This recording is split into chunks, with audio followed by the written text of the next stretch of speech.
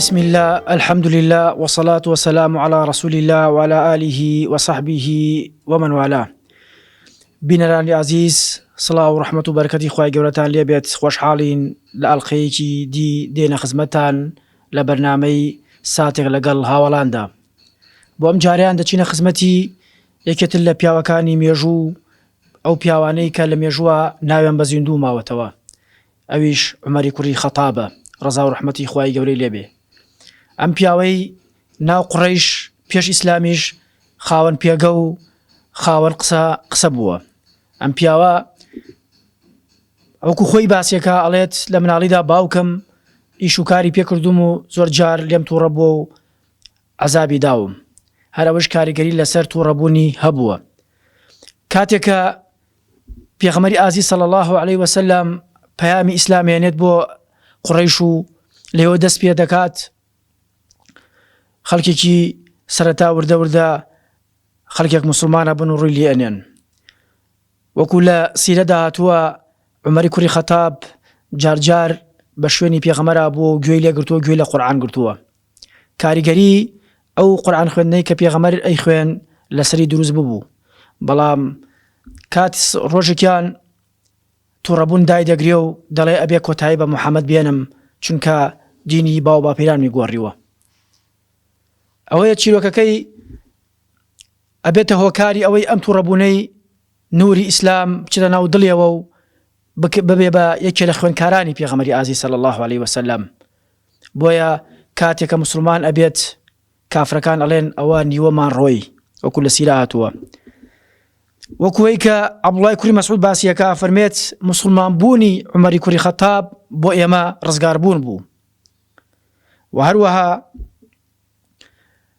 فتحکردنیشی بۆ ئێمە سەرکەوتن بوو، و کاتێکش کە بوو بە خەلیفە و حکمڕان بەڕاستی ڕەحمەت و بەزەیی بوو بۆمان. چونکە ئەڵێت ئێمە ئەو کاتەی کە چەند کەسێ مسلمان بووین شوێنی پێغەمبەر کەوتوین صلی الله علیه وسلم، بەڕاستی نەمان دەتوانی بینە ناو کەعبە و تەوافیش بکەین. تەنانەت یعنی یەک تۆز شوێنێک نەبوو بتوانین تەعبیر لە بیر و باوەڕی خۆمان بکەین. بەڵام بە هاتنە ناو ئیسلامەوە، عومەر کە هاتە ناو ئیسلامە بەڕاستی وەزعەکە گۆڕا و دەرگاکانمان لەسەر کرایەوە. ئەگەر وەکو ئیمام ئەحمەد دەفەرمێت وەصف و سەنای سەحابە بەڕاستی بە سونەت ئەژمار کراوە. بۆیە باسکردنی ئەم کەڵە پیاوانە هەرچەندیان لەسەر بڵێن هێشتا کەمە. بە پێی مەجاڵی خۆمانەوەی کە لەسەرمان ئەوەی کە پێویستە بۆمان بیڵێین، پێغەمبەر ئەفەرمێت صلی الله علیه وسلم دەربارەی ئەم پیاوە گەورە ئەفەرمێت إن الله جعل الحق على لسان عمر. حق لەسەر زمانی عومەرە، خوای گەورە حەقی لەسەر داناوە. بۆیە ئەم پیاوە هێندە گەورەیە لە حکمڕانیە بێوێنەیە. جارێکیان پیاوە کاتە خزمەتی سکاڵای لەلا کرد دەربارەی ئیمامی عەلی. ئەویش ئیمامی عەلی بان کرد و کابرای بان کرد و مجلیسێکی بۆ گرتن و پاشان ئیمامی عومەر بە ئیمامی عەلی فەرموو یەکسان بە ئەی باوکی حەسەن. دوای ئەوەی کە کێشەکە حەلە بێ و مجلیسەکە کۆتایی بێت، لەو کاتە کە ئەم قسە ئەکا ئیمامی عەلی دەم و چاوی ئەگۆڕێ و سوور هەڵەگەڕێ و تووڕەبوونی پێوە دیارە بێت.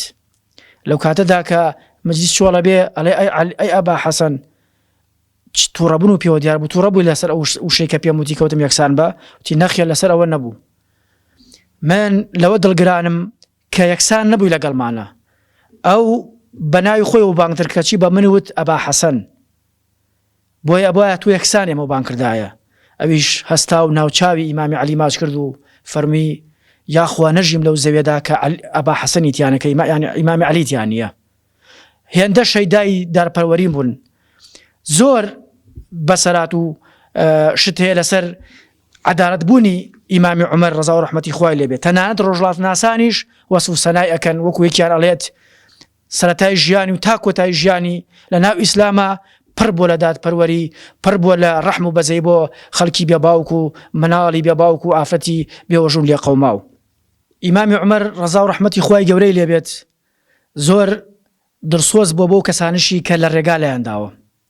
بۆیە ڕۆژێکیان هەواڵی پیاوێکی بەهێز کە لە ڕووی قوت و جەستەوە زۆر بەهێز بوو هەواڵی ئەپرسێ کە خەڵکی شام بۆ لەو کاتەدا ئەڵێن ئەی ئەمیری بڕواداران لە ڕاستیان ماوەیە کە تووشی مەی خواردنەوە بووە و خەریکی مەی خواردنەوەیە. ئەم ئیمامی عومەریش ڕەزا و ڕەحمەتی خوای لێ بێ زۆر خەمیەتی، بۆیە کات بێ بانگەکا و دەفەرمێ نامەیەکی بۆ بنووسن بۆی ببەن. لە نامەکەدا دوای ئەوەی کە حەمد و سەنا ئەکات ئەڵێ لە ئیمامی عومەرەوە بۆ پیاوە بەهێزەکەی خەڵکی شام، سەری ئەم تعبیرانەکەم بەڕێزان، بۆ ئەوەی ئەم کەسە نەدۆڕێت بەم تاوانەوە نەڕوا، نەبێت بە هاوکاری ئەوەی کە جارێکی نەگرێتەوە بۆ باوەشی ئیسلام. ئەفەرمێ بۆ پیاوە بەهێزەکەی خەڵکی شام، بۆ ئەوەی ئەم وشانە کاریگەری لەسەر دەرونی ئەم پیاوە دروستکا و بگەڕێتەوە بۆ جارێکی تر بۆ ئیسلام، بۆ ئەخلاقە جوانەکەی ئیسلام.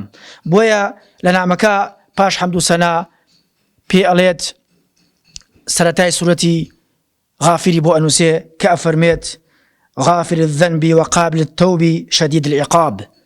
کابراش کە ئەی خوێنێتەوە دیارە بە بەریدەکە ئەڵێ هەر کاتێ سەرخۆش بوو نامەکەی نێدێت، ئەو کاتە پێی بدە کە لەسەر خۆیەتی. ئالەو کاتەدا کەسەکەش کەیێتەوە شی خۆی و نامەکە خوێنێتەوە ئەڵێ بەڕاستی خوای گەورە بڕیاری لێخۆشبوونی بۆ منداوە و هەروەها ڕەششی لێ کردوم ئەگەر بەردەوامم لەسەر ئەم کارە، بۆیە دەست دەکا بە گریان و دووبارەیە کاتەوە ئەم قسە دووبارەیە کاتەوە هەتا ئەو کاتەی ئەڵێ لەم ساتەوە بەدواوە من تەوبە ئەکەم و جارێکی تر ناگەرمەوە سەر ئەو کارە ناشرین و ناپەسەندە.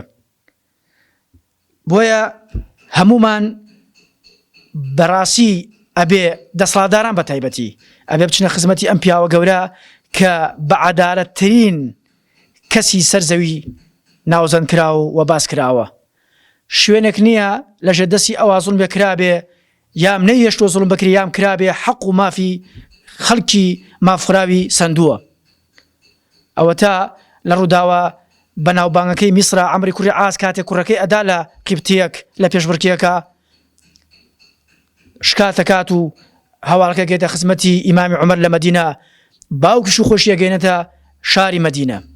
لەوێ بە بەرچاوی کۆمەڵی مسلمانەوە قیبتیەکە حەق لە کوڕەکەی عەمری کوڕی عاس ئەکاتەوە و پاشان وتێکی بەنرخ لەو کاتە ئەفەرمێت لە کێوە خەڵتان کردووە بە کۆیلە لە کاتێکە ئەوان لەسکی دایکتان بە ئازادی لە دایک بوون. بۆیە داوا لە هەموو ئەو کەسانە ئەەکەم کە خەڵکیان لەژێر دەستایە با چاو لە عەدالەتی عومەر بکەن، با چاو لە گەورەی عومەر کەن لە کاتێکە لە بەرامبەر بە حەق هەرگیز بێدەنگ نەبووە.